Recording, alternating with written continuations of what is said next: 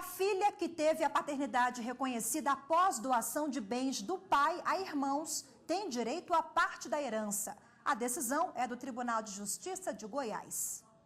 Suzana descobriu quem era o pai dela só aos 27 anos. Ela e a mãe moram no Distrito Federal e o pai tinha uma família em uma pequena cidade em Goiás. Depois de 9 anos, que ele tinha falecido, aí com algumas informações que eu tinha, aí eu consegui localizá-lo, através do Ministério Público, um programa de filiação que é o Profid. Eles localizaram para mim a certidão de óbito, o ano que ele tinha falecido. Agora ela espera fazer o reconhecimento da paternidade. Com a certidão de óbito veio o nome, endereço, telefone das 3 outras filhas dele, minhas 3 irmãs. Que aí, através delas, a gente pode fazer o reconhecimento, Em Goiás, uma família entrou na justiça pedindo revisão da doação de bens que já haviam sido divididos pelos filhos do primeiro casamento.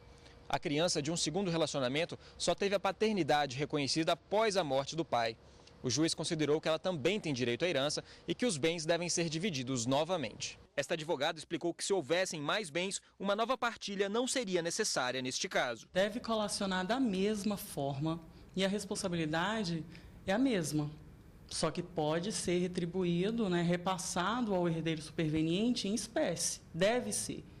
O herdeiro superveniente ele passa a ser credor dos herdeiros que já perceberam a herança. Que a intenção da colação é igualar realmente o direito de todos os herdeiros. Bom, e para falar mais sobre esse assunto, eu recebo aqui na bancada o advogado Otávio Arantes, que é especialista em direito de família. Doutor Otávio, obrigado pela participação, boa tarde. Obrigado, eu que agradeço. Sobre esse caso que vimos agora na reportagem, em virtude da constituição de novas famílias, isso vem se tornando comum em ações na justiça? Esse caso que foi divulgado agora é recente, mas tem vindo uma sequência grande de situações idênticas aqui no Distrito Federal e também em Goiás. E isso em razão da separação dos casais com filhos pequenos e relacionamentos não duradouros. Agora o seguinte, a pessoa às vezes coloca aquele imóvel, coloca a doação para o filho pequeno, achando que vai proteger o bem, e aí, a partir dessa doação, cria uma dor de cabeça danada, uma problemática com a constituição de novas famílias e novos filhos, é isso? A problemática vem justamente quando o casal que se separa coloca o único bem em nome do filho, de um filho menor, e esquece que, posteriormente, quando da constituição de nova família com os filhos, aquele bem que achou que estava sendo protegido para aquele único filho terá que ser dividido em partes iguais aos demais herdeiros.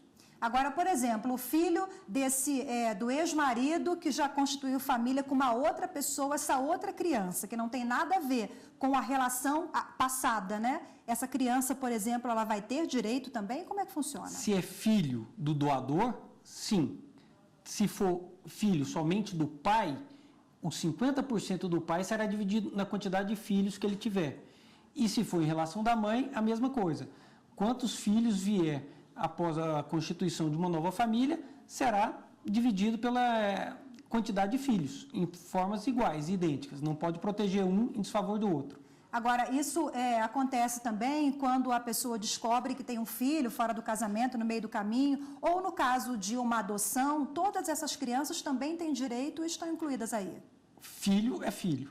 Não interessa a situação, se foi constituído fora do casamento, se não sabia, se foi adotado, filho é filho perante a Constituição, direitos iguais. Agora, quem tem direito à herança, segundo a lei? Segundo a lei, primeiro você tem os ascendentes, os filhos. Na ausência dos ascendentes, os pais. Na ausência dos pais, os colaterais. Não achando ninguém, o Estado. Agora, doutor Otávio, em que casos se perde esse direito à herança? Existem 2 situações de perda, uma regida pelo artigo 1814 e depois 1961. Um fala sobre a deserção, os pais podem deserdar os filhos, e um outro, eles podem perder em razão de um crime, de ter tentado matar os pais, algum crime contra a vida. Agora, um exemplo disso, podemos citar o caso da Suzane von Richthofen, que perdeu a herança? Isso, ela perdeu. Agora, a perda não é fácil. Que se diga, se reprise isso e reforce. A perda é só mediante condenação judicial. Enquanto não for condenado, herdeiro é. mesmo matando o pai e a mãe, tem que ter uma condenação transitada em julgado? Tem que ter uma decisão judicial.